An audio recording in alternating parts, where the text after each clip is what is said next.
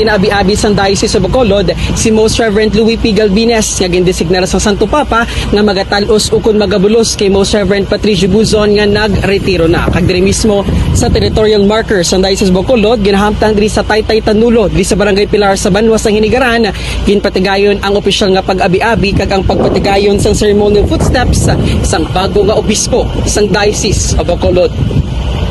Opisyal na nga nag-abot kag ginabi-abi sang Diocese of Bacolod si Most Reverend Louis P. Galvines bilang panibago nga obispo sang diocese. Alauna kay nasang hapon, nag-abot si Bishop Louis sa Banwa sang Hinigaran kung sa diin ginpatigayon ang seremonya sang iya pagtapak sa territorial marker sang Diocese of Bacolod. Si Bishop Louis ang ginabi-abi sang mga kaparian, pila ka mga tumuluo kag sang local government unit sang Hinigaran. Kasunod sang seremonya sa territorial marker, nagpadulong sa simbahan sang Maria Magdalena Parish sang obispo kung sa diin ginpatigayon ng iya opisyal nga pagbaton sang official seal sang Diocese of Bacolod subong man ang mensahe sang Banwa.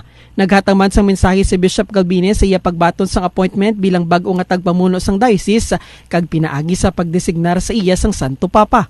Sa iya pag-abot sa Bacolod, ginpatigayon ang prosesyon padulong sa Bacolod San Sebastian Cathedral nga ginsundan sang pagpangamuyo antes sang opisyal nga installation bilang obispo.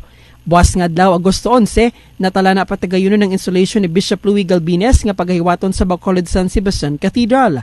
Ang ikapito nga canonical kag solemn installation ang pagapangunahan ni Apostolic Nuncio to the Philippines Most Reverend Charles Brown D.D. Samtang magaserbi naman nga homily sa misa amo si Cardinal Jose Fuerte Advincula nga nagaserbi bilang Metropolitan Archbishop of Manila. Sa ginpatigayon nga motorcade, pila ka mga tumuluo ang naghulat sa mga dalanon nagud maghatag sang pag-abi-abi sa bag-o nga obispo. Ini man ang ginpasalamatan ni Bishop Louis nga nagpahayag nga ini ang nagakalipay sa mainit nga pagbaton sa iya sang mga tumuluo.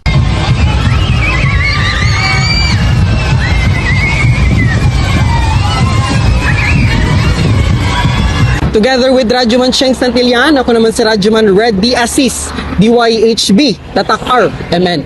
Real news. Real stories. Real news, real stories.